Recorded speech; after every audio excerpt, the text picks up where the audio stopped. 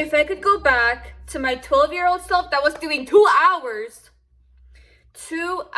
on the bike every single day, not eating enough, but wanting to lose weight, I wouldn't change a thing, because then who else would be here to tell you my mistakes that I made at the gym? Actually, I'm not gonna call it mistakes, but instead lessons, because I learned from it and got me to where I am today. I'm now a personal trainer, helping girls become the most confident, fittest version of themselves at the gym. So let me recap to you my fitness lessons that I've learned. Also, you're welcome, so you don't have to go through this on your own. Before we start with my 2-hour-a-day cardio tragedy, we gotta start with nutrition, because nutrition makes up 80% of your results at the gym. When was the last time you ate a Big Mac combo meal and felt like a 10 out of 10 baddie? Yeah, exactly. None of us have. You look in the mirror, you don't like how you look, you don't like how you feel, you don't feel like going to the gym because you feel like your progress is wasted, and I'm here to help you change that. Like, it makes sense that you need to have good nutrition, but why do some of us just not implement it? I understand. It's hard to eat protein at first. It's hard to hit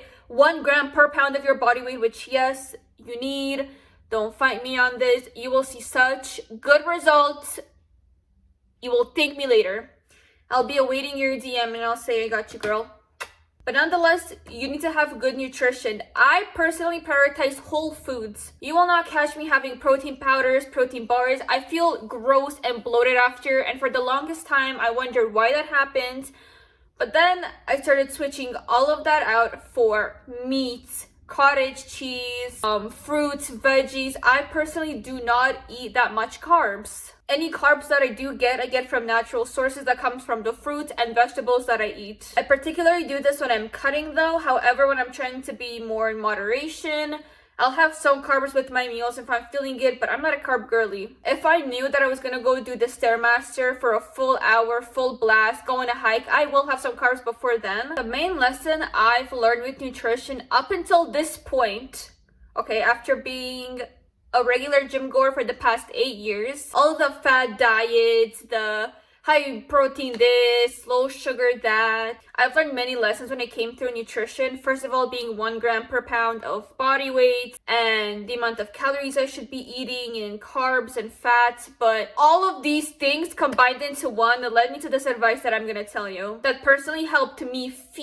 look my best, feel energized, look good, feel good. Like, everything is just all because of my nutrition. It is also really hard to binge eat and overeat when you're eating foods like meat or fruits and veggies, or even like cottage cheese and yogurt. It's really hard to gain weight from it because they're more low calorie and high protein, which means that you'll be full for longer periods of time. You're not gonna eat more and binge as you would if you had, I don't know, a bowl of oats that wasn't really filling. In the past, I've never gotten satisfied from having a protein bowl of oats. I always felt hungry like an hour and a half later. Same with protein bars or protein shakes. They just do not keep me full, and if that's a problem you may have, then do what I do. And same thing for refined sugars. I try to avoid it as much as I can. And I am such a sweets girly, don't get me wrong. I love a good brownie, I love a good chocolate chip cookie, but it's just not worth it with how much cravings you get afterwards and feeling the need to want more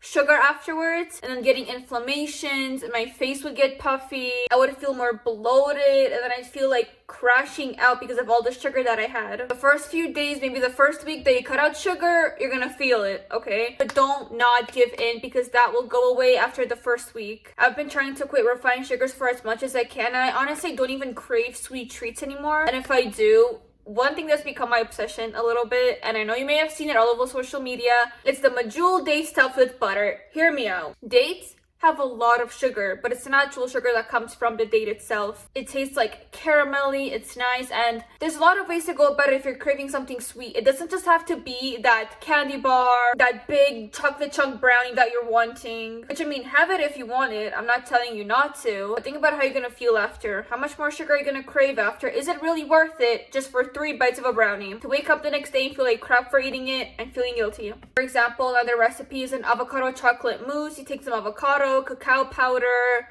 sweetener of your choice. You can use stevia, you can use even coconut sugar is better for you because it has a lower glycemic index. Put it in the blender, maybe add some Greek yogurt in there for protein, and it comes out like a nice chocolatey mousse. But those are the types of things where you have to go out of your way in order to adapt it to your lifestyle. It's so easy to just go to the store and get a candy bar. It's a lot harder to actually put in the work to make a dessert that's good for you. But it all comes down to what your goal is and what you want to do. Next up is training. I used to overwork myself at the gym. I'm talking 3-hour sessions. I would do the bike for like 2.5 hours. I'd have a hoodie on, waist trainer on to sweat, even though I was already this big. That's what I looked like. No bum, no nothing. Your girl was small. But I just really wanted to lose that belly fat, and I did not know anything really about nutrition and proper training. And that's where I implemented strength training with a mix of cardio, and that's obviously changed throughout the years. But I highly recommend doing strength training 5 to 6 times a week. The thing with me is I will not be the type of person to tell you, oh, like 3 times a week is good enough. Like, if you want it, you have to put in the work. I would much rather put in the work that I need to do. If I need to work out 6 times a week, I'll do it.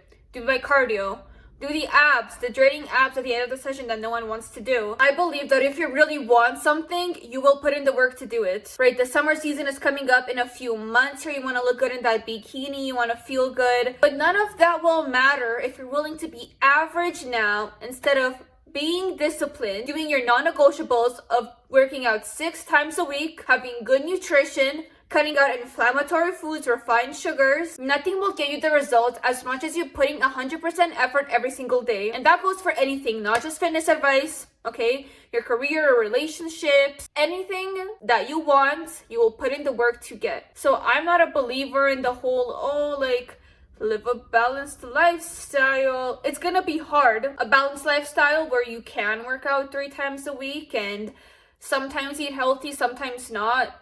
But that's very average. That's a very average thing to do. And if you want to be average, be my guest. But I'm not about that lifestyle. If my client has a specific result that she wants to get, if she follows my plan, word by word, day by day, meal by meal, and workout by workout, she will get her ideal results. But that doesn't happen from just being average and doing a little bit here, a little bit there. So keep that in mind.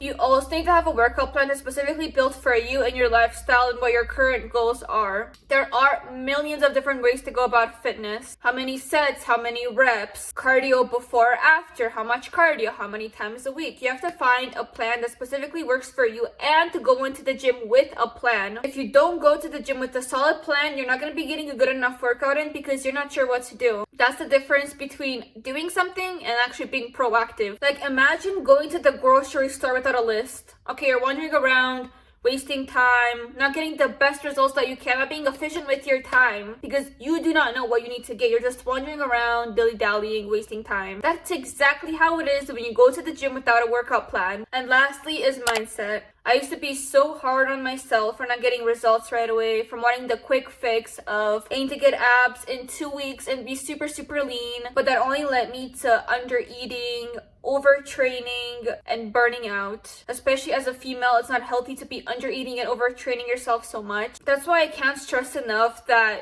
you do need to have good nutrition.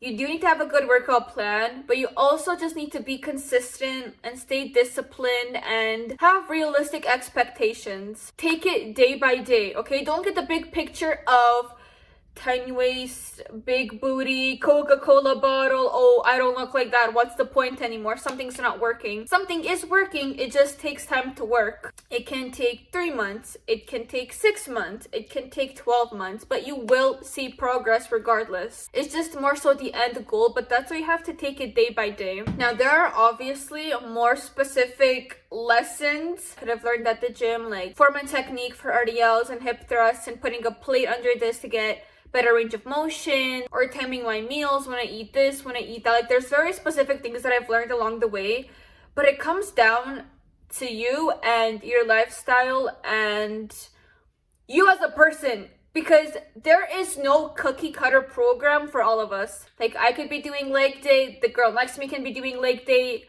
but we could be doing 2 polar opposite different workouts because they're customized to us. And it really takes time to learn these things about yourself through trial and error, but also having someone with more knowledge telling you what to do, how to do it, when to do it, and then properly adjusting accordingly. Because if you do things on your own by just following some free guide. It's not gonna work as well as you having a personalized plan and nutrition. If you do want to work with me, I am currently taking clients. All you have to do is fill out the application below. You can also check me out on all of my social media platforms. Thank you all for watching, and I cannot wait to see you all in the next video. Mwah.